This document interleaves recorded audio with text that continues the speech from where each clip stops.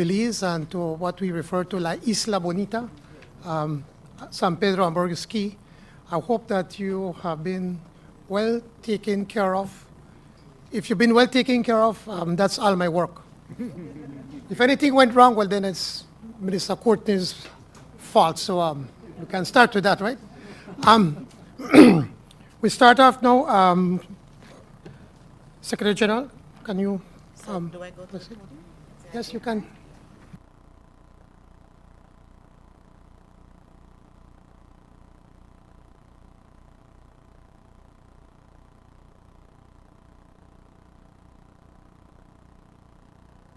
Good morning, everyone. Honorable John A. Briceño, Prime Minister of Belize and the Chairman of the Conference of the Heads of Government of the Caribbean Community, Honorable Gaston Brown, Prime Minister of Antigua and Barbuda, and outgoing Chairman of the conference, who should be online this morning, Your Excellencies, Heads of State and Government of the Caribbean Community, other heads of delegations, heads of regional and international institutions, representatives of civil society, delegates, it is my pleasure to welcome you all and to address this opening session of the 33rd Intersessional Meeting of the Heads of Government of the Caribbean Community.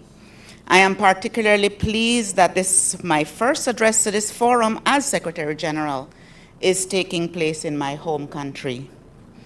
I thank the government and people of Belize for the hard work that has ensured that this meeting takes place despite the ongoing effects of the COVID pandemic. We must all be reminded of the necessity to follow protocols to ensure that our stay in San Pedro is a safe one as we conduct the business of the community in this beautiful setting. Let me welcome to the chairmanship of the Conference of Heads of Government for the first time our host, the Prime Minister of Belize, Honorable John Briceño. I have no doubt that his experience and skills will be of great benefit as he leads our community in this uncertain time.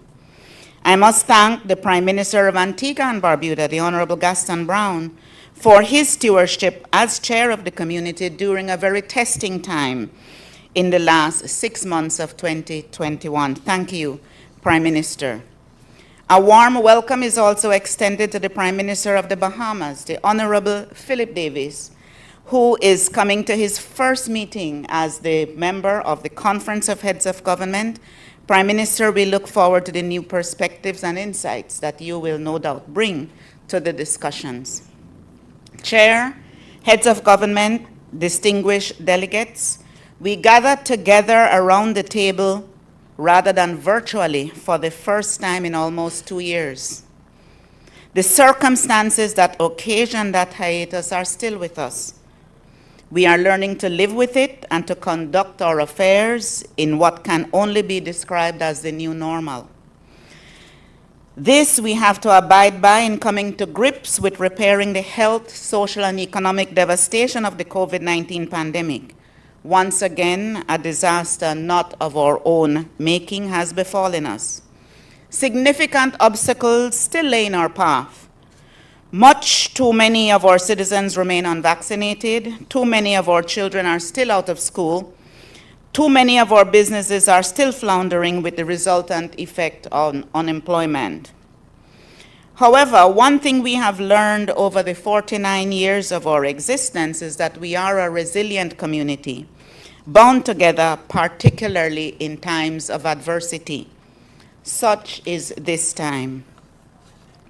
Just as the skills of the Caribbean Public Health Agency have guided us through the pandemic, the operations of the Caribbean Disaster Emergency Management Agency have been crucial in times of natural disaster. And the structures of the CARICOM Implementation Agency for Crime and Security and the RSS have helped to keep us safe from external security threats. We have in place the tools that we can use to build back better from the social and economic damages of the pandemic. We must now move forward with the trust and confidence we have in those institutions into those measures that make the CARICOM single market and economy work for all of us. Let us set a target to lift intra-regional trade out of the doldrums of 16 to 18% of our total trade into 25% by 2025. This can be fueled in large measure by the agricultural sector. The proposals put forward to this meeting by the Special Ministerial Task Force on Agriculture are worthy of favorable consideration. That work complements the thrust led by the CARICOM private sector organization, the 25 by 2025 initiative, aimed at reducing extra-regional agri-food imports by 25% by 2025, in response to a mandate given by the heads of government. As the recovery takes hold among the developed countries, the time is right for our region to act upon the proposals for joint marketing of our tourism product. The Caribbean still remains a preferred destination, and within our member states, there is a variety of attractions from the traditional to the niche markets to satisfy a broad spectrum of visitors.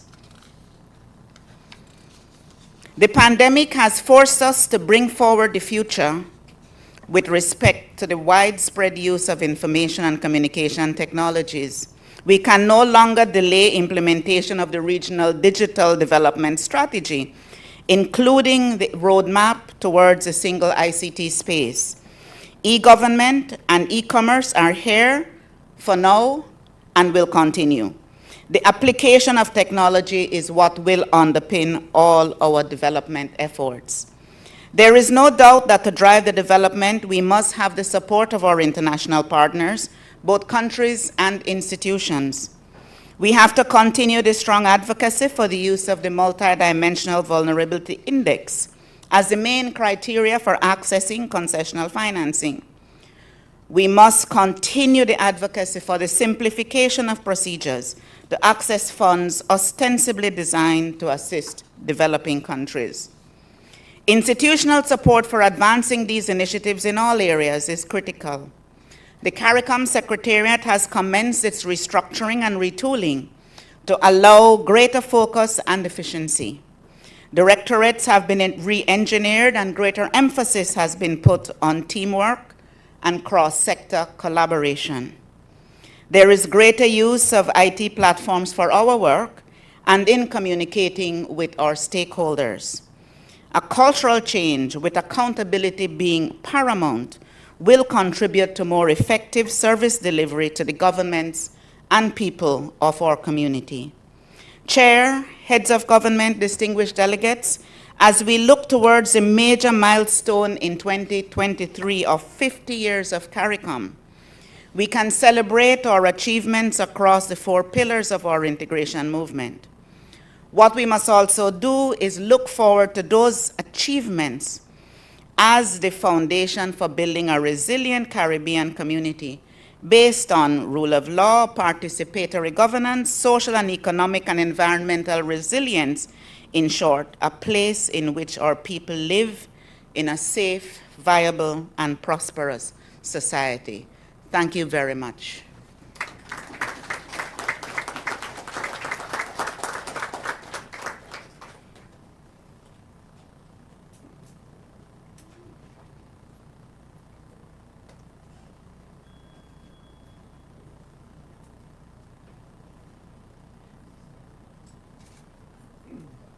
Thank you very much, SG, for your words and of welcome and your opening remarks. Now we go now to the outgoing chairman of the Conference of Heads of Government, Honorable Gaston Brown, who is online, Prime Minister of Antigua and Barbuda.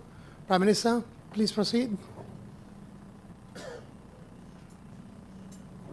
Distinguished Prime Minister John Prezino of Belize, acknowledge my other colleague heads, Secretary General of the Caribbean Community, Dr. Carl Barnett, ministers and senior officials of member states and of the Secretariat, members of the media, distinguished ladies and gentlemen. I welcome you to this opening ceremony, which is a familiar one in governance of the Conference of Heads of the Government of the CARICOM Community, Caracom. After 6 months as chairman in office of Caracom, I hand the gavel of leadership to my colleague and friend, the Prime Minister of Belize, John Bricino. In doing so, I offer him my full support, as I'm sure all my colleagues do. I do not offer my support lightly or as a protocol gesture, because our unity and solidarity in CARICOM will be a vital and necessary element in the strength and stability of our organization as we face a world in flux. All around us, very dangerous and volatile changes threaten to overwhelm the international order as we have come to know it. As I speak, the guns of war are once again roaring in Europe in a military confrontation that could bring two nuclear-armed world powers into open conflict. The implications of this development for world peace and security are almost too frightening to contemplate. The trend towards danger and volatility across many spheres in international affairs has characterized the past 6 months of my chairmanship, and I fully expect it to continue. Approximately 8 months ago, hardly had I assumed my responsibilities as chairman of CARICOM, then we had the tragic news of the assassination of one of our colleagues, the president of Haiti, Jovenel Moïse. This was an event almost unheard of in our region, but a tragic reminder that our region is not immune from the forces of instability and criminality swirling around the world. Barely had Haiti come to terms with the tragic loss of her president, then she was struck by an earthquake, followed shortly by the passage of Tropical Storm Grace. In other parts of our community, many of our member states struggle with the demands of the COVID-19 pandemic that called for the vaccination of a significant portion of our populations in order to achieve herd immunity. Obtaining adequate supplies of vaccines on the international market became an issue. And even with the help of CARICOM, PAHO, and the establishment of the COVAX facility, several of our member states face vaccine shortages. Vaccine hesitancy also emerged as a significant regional challenge. We remain grateful to those countries of the international community which stepped forward to fill the gap, and these include the United States and India. With resolute and joint action, I firmly believe that the worst of the COVID-19 pandemic is now behind us, and our community is emerging from the devastating effects of COVID on lives and livelihoods. Climate change remains the most significant existential threat facing all of humanity. The hopes of people in so many countries around the world for meaningful action in the climate emergency were dashed against the rocks of the obstinate and selfish attitudes of developed countries and large corporations assembled at the COP26 in Glasgow last November. As chairman of the Alliance of Small Island States, I had the distinction of leading the advocacy on behalf of small states as we strive to make the world aware of the existential threat posed to our region by the world's climate emergency. It is not a secret that the results of COP26 fell far short of expectations, and we continue our advocacy to push the major polluters of the world to reduce emissions, to take mitigating actions, and to contain rising temperatures to within 1.5 degrees of pre-industrial levels. Greater attention will also be focused on climate emergency accountability as we aggressively examine the legal recourses available to us under the appropriate international tribunal for loss and damage to end the injustices suffered as a result of the reckless actions of major polluters. I believe that CARICOM has learned from these developments to rely more and more on our own initiatives and our own resources, to produce, buy, and consume local and regional products as a priority for increased product security, profitability, and sustainability. We have taken decisions as a community to give priority to agriculture and tourism in our COVID-19 recovery strategy, given the impact of the COVID-19 pandemic on these sectors. It is a truism that no community of nations could be considered great if it cannot feed itself. Food and nutrition security is an achievable goal, and I look forward to the recommendations and the urgent implementation of the plan from the Ministerial Task Force, which is chaired by the distinguished President of Guyana. The nutrition element is vital as we battle against non-communicable diseases, which are rampant in our region and continue to deplete our human resources as a result of the effects of debilitating illnesses and premature deaths. As we produce and consume more regional products, we must commit to joint action to develop reliable logistics and sustainable transportation to move goods and people within the region. This necessitates increased commitment and joint action among member states to facilitate a fully functional integration movement. Colleagues, the first CARICOM Africa Summit was held on September 7th of 2021. And I want to commend my brother, President Uhuru Kenyatta of Kenya, for the special efforts he made to make this summit a reality. The summit acknowledged that the continent of Africa comprises 5 regions, but that the African diaspora has been identified as the 6th region of Africa. We welcome this designation and will do all in our power to develop and strengthen meaningful and beneficial relations between Africa and the countries of the Caribbean community. The first step in this direction has already been taken with our decision to establish a diplomatic mission in Nairobi, Kenya. This mission will serve as a platform responsible for diplomatic outreach to other countries on the African continent with which we hope to have deeper relations.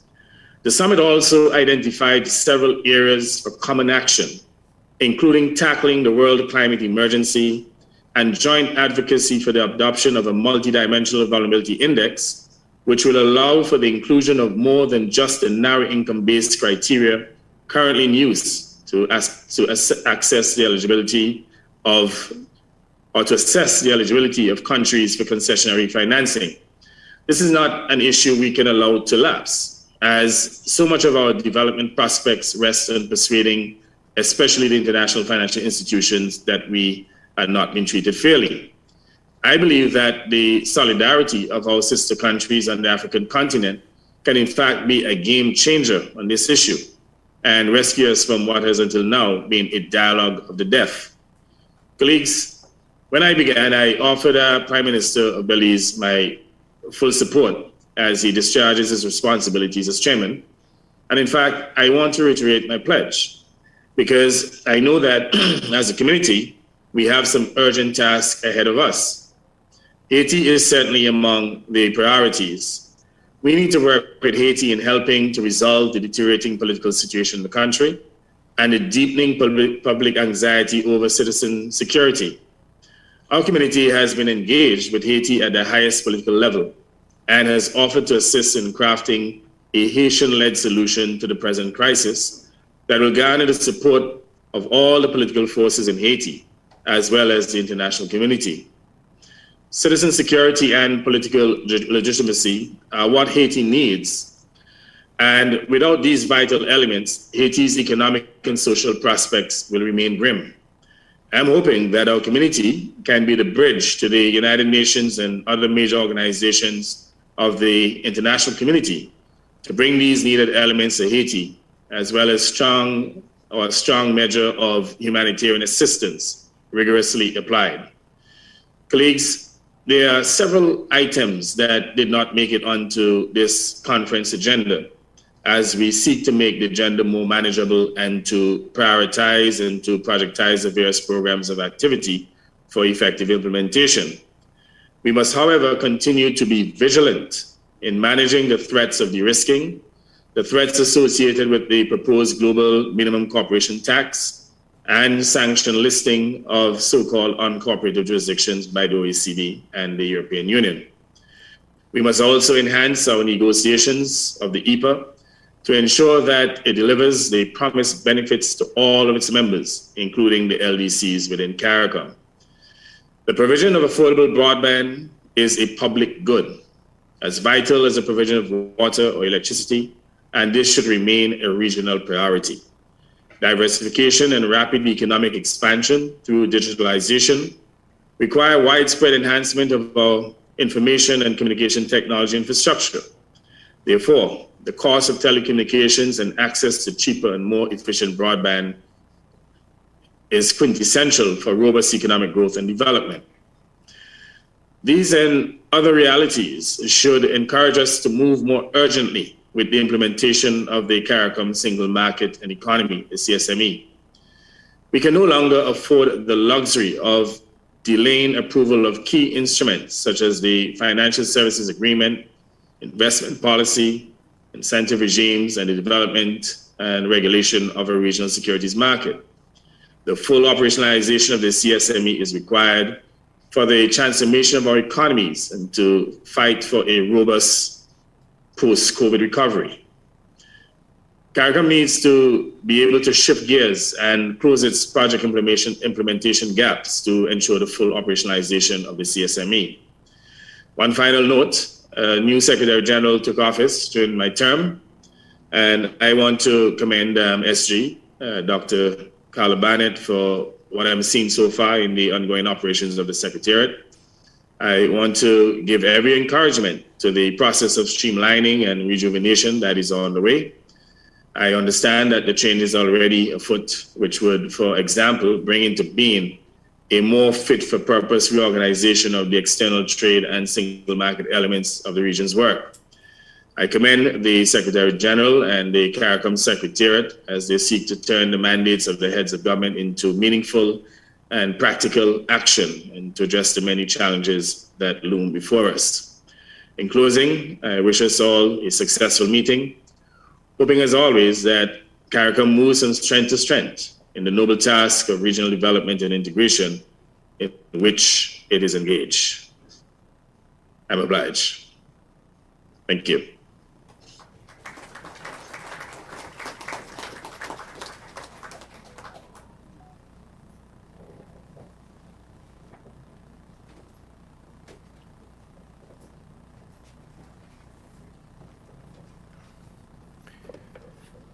Thank you, Prime Minister Brown, and I certainly look forward to consulting with you from time to time. You did a wonderful job in your last 6 months, and we must commend you on a job well done. Distinguished heads of government, Secretary General of CARICOM, ministers, heads of regional institutions, members of the Diplomatic and Consular Corps, I see ministers of government, members of the House of Representatives, and CEOs. Ladies and gentlemen, a warm welcome to Belize. I am especially happy to welcome you all to San Pedro and Burgess Key, better known as La Isla Bonita. San Pedro is a destination which attracts many foreign and local tourists. It epitomizes beauty and leisure, which unfortunately many of us will not get to fully enjoy this week. But San Pedro is truly a microcosm of the challenges we all are facing as small island and low-lying coastal developing states. Beaches here are eroding because of rising sea levels. The Belize Barrier Reef, a World Heritage Site, is struggling due to coral bleaching. A growing population is testing the limits of the island's capacity. More recently, the COVID-19 pandemic dealt a devastating blow to San Pedro's lucrative tourism industry. But the resilient people of San Pedro did not succumb. They did not give up. When tourism ebbed, they pivot to fishing. Pioneering coral transplantation is restoring the reef, and a Herculean beach reclamation project is underway. Yes, we are adapting and mitigating. We are spending millions to meet these crises because we must, even though we did little to cost them. Unfair, yes. The harsh reality of the 21st century, Prime Ministers, ladies and gentlemen, this 33rd intersessional meeting is a particular consequential meeting. We meet at a time when unprecedented and existential challenges coincide with our citizens' expectations for relief and prosperity. The international climate is riddled with crises, conflicts, and suffering. Every country, every region is managing, they say, unprecedented challenges with, they say, inadequate sources. The global unraveling is occurring against the backdrop of what appears to be a new Cold War. As we meet, Russia has invaded Ukraine. This is a flagrant violation of international law. We condemn it in the strongest terms, this unjustified invasion. There must be an immediate cessation of hostilities and immediate and unilateral withdrawal of all Russian troops from Ukraine. We call for all to respect their obligations under international humanitarian law. The uncertainties that exist are proof positive that multilateral cooperation and support are indispensable to effectively countering the immense challenges we face. At the same time, at national and regional levels, we bear the responsibility of meeting the aspirations of our people for development, for improved standards of living, and for opportunities. This is our primary duty, our enduring mission. Across CARICOM, we are contending with the worst economic recession in modern history. In 2020, our country saw double-digit economic contraction. Thousands of our citizens were suddenly unemployed. Remittances dried up. In Belize, we estimate that the poverty rate has increased from 50% in 2018 to 60% by 2021. Two-thirds of all Belizeans are poor. This is clearly unacceptable. No doubt, similar circumstances obtained across the region. The robust economic recovery that appeared to be at hand in the first part of 2021 is now slowing. In August 2021, ECLAC projected that the Caribbean would grow by 4.1% in 2021. By January 2022, ECLAC revised its projection to 3% and a measly 1.2% excluding Guyana. For 2022, ECLAC has already revised downward its projections for the Caribbean from 7.8% to 6.1%. In addition to these circumstances, many of us are carrying unsustainable debt loads and have limited fiscal space to mount the necessary economic response. Unfortunately, only 4 CARICOM member states are participating in the IMF's debt service suspension initiative. And in 2020, only 5 member states, including Haiti, received concessional financing from the World Bank. This is wrong. It is also unjust. While it is imperative that we continue to press our case, which is fair and just, we know from experience that the wheels of international cooperation grind slowly. We cannot afford to lose further ground. We cannot afford to lose our future. Therefore, we must be more strategic and coordinated in our advocacy. We must demand an immediate reform of the international financial system, demand urgent climate action, and immediate access to vaccines. The foundational Georgetown Accord of 1973 eloquently articulated the ambition of heads to unify the region around the common purpose of regional development.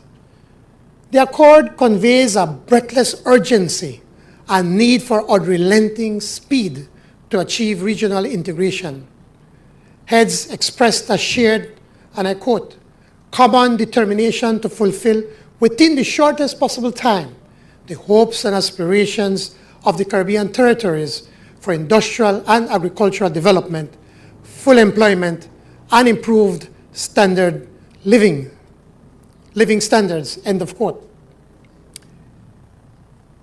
In 1973, at the height of the Cold War and the waning days of colonialism, heads had the vision and foresight to embark on the path of regional integration, aspiring to achieve development for our region. They looked inward for the solution to satisfy the development aspirations of Caribbean people and for the strength to engage externally. I turn to 1973 not out of romantic nostalgia, but to remind us of our roots, and more importantly, to suggest that we need to rekindle that founding vision, both as to the scale of its ambition of our integration and the speed with which we need to achieve its consolidation. Integration is the instrument by which we have committed to advance our development, and quite frankly, for small states, integration is really the only modality we have. I am well aware of the criticism in many quarters, and perhaps well-founded, about the state of our integration. For many, we are not moving fast enough or going deep enough. Others feel their fledgling national identities at risk. But none have challenged the inevitability of integration for our small Caribbean states.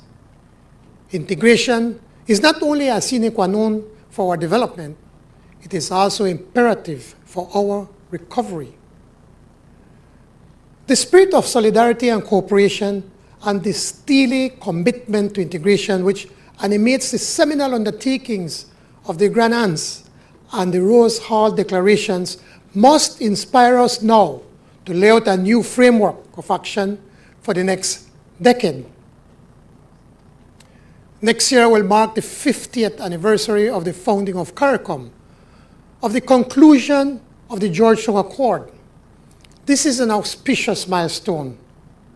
I propose, colleagues, that during 2022, we embark on a journey of regional consultation so that we can mark the anniversary of the Accord with the adaptation of a repurposed, reimagined, revitalized Accord that presents an irreversible prescription designed to achieve our region's just objectives. The future holds few guarantees, but our common destiny compels us to walk boldly into the future together, secure in the belief that promise of a greater tomorrow is ours. Our recovery should not be aligned to a new regional agenda that is centered around creating prosperity for our people. We must continue more intensely to harness the resource endowments whilst building sustainability and resilience across our development interventions. That would naturally include digital transformation, transformation of agri-food systems, and empowering the CSME to deliver on its objectives. Already, the elements of a new regional agenda are taking shape. The COVID-19 pandemic has underscored the urgency of advancing our single ICT space. All our countries have begun integrating digital technologies into our economic, social, and governance structures. We need an expansion and acceleration of this effort together with investments to increase connectivity, ICT education, and to guard against cybercrimes. And yes, we will achieve regional roaming freedom. I must commend His Excellency Ofran Ali, the President of Guyana, for his leadership and personal commitment to transforming the regional agri-food system. The Special Ministerial Task Force on Food Production and Food Security has already made substantial progress to identify priorities, commodities, levels of investment required, and policy reforms needed against a timeline. Colleagues, Prime Ministers, ladies and gentlemen, the CSME is at the center of our integration. Reflecting on our undertakings in the St. Anne Declaration of 2018, we need to redouble our efforts to complete the removal of the remaining barriers to interregional trade, empower our private sector, and give full effect to the regime for free movement, including by addressing administrative obstacles. The CSME is the answer to the questions of how do we reduce the region's food import bill, of how do we generate economic growth, how we improve and benefit more from trade with extra-regional partners. A robust CSME is indispensable to building resilient economies. It is central to economic recovery. Integration binds together our community, and this community is at its core family. The situation of Haiti is of despair for all of us. We have devoted significant time over the past year in considering how the community can best support Haiti in grappling with a multitude of crises, on top of which is now a constitutional crisis. We do not have any easy or quick fixes, but what we know for sure is that the community will continue to walk alongside Haiti. We will continue to offer support, solidarity, and cooperation, and we will continue to advocate for an international response that is commensurate with the needs of Haiti. As we seek to fortify our region, we do so in the context of profound global crisis. We are entering the third year of a global pandemic that has permanently changed the way we live and work. Whether our region transitions to the epidemic phase of COVID-19 will depend on accessibility to vaccines, COVID-19 specific treatments, and other therapeutics. Unfortunately, vaccine access and hesitancy remain challenges for several of our member states. We will discuss during our meeting how to overcome these setbacks. It is time to live with COVID. Global action to reverse the trajectory of the climate catastrophe has fallen dangerously short. The world is perilously hurtling towards reaching the global temperature threshold of 1.5 degrees centigrade. Accessibility and scale of climate finance is not commensurate with urgent needs for adaptation and mitigation. We are countries on the front line of this climate emergency. Our existence is at risk. We must send a clear message on our expectations and demands for global climate action, including the strengthening of 2030 emissions reduction targets to safeguard the 1.5 degree temperature goal. Scaling up of the climate finance beyond the US $100 billion through 2025, and of the need of SIDS for finance for loss and damage. Let me wind up by acknowledging that this is the first meeting of the conference at which the new Secretary General, Carla Barnett, a Belizean, I must add, is joining us. Welcome, Madam Secretary General.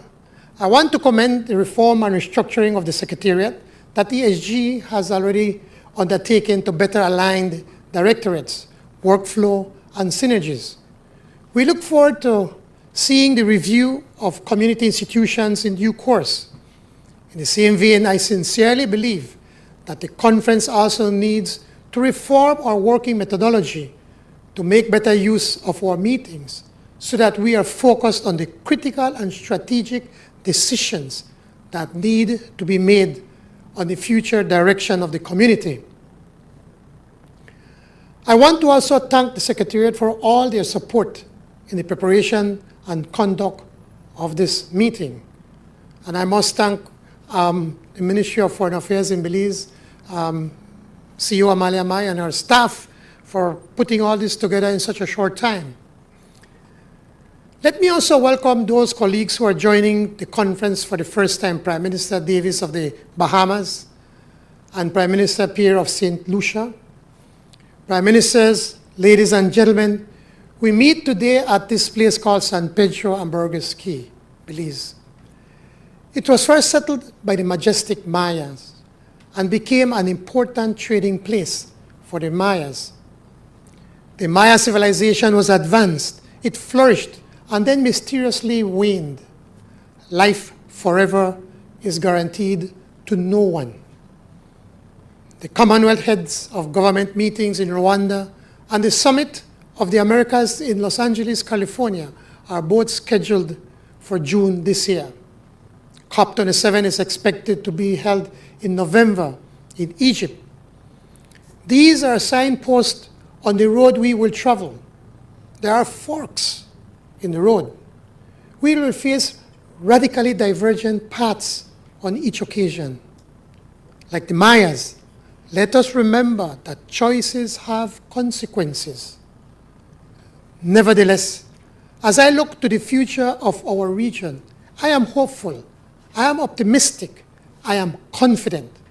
Like the good people of San Pedro, we will have to dive deeply into a reservoir of resilience, ingenuity, and creativity to elaborate our own path for development and prosperity with trust and faith in each other.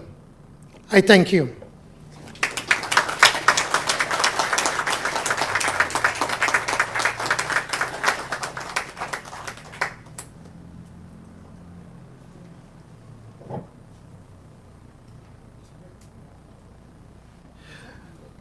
Okay, finishing these formalities now, we will take a family photo. Amalia, would you like to give directions as to how this will happen?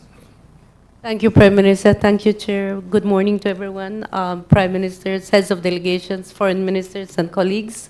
What we will do now is just take a slight break to take the family photo, and we're going to invite all heads of delegations and foreign ministers to join us outside. The beautiful picture will be taken by the beach, and we have that ready, and we have transportation ready as well. It's a short distance, but we think we should take you there in a little bus. So just step outside, and then we'll come back for the working sessions. Thank you.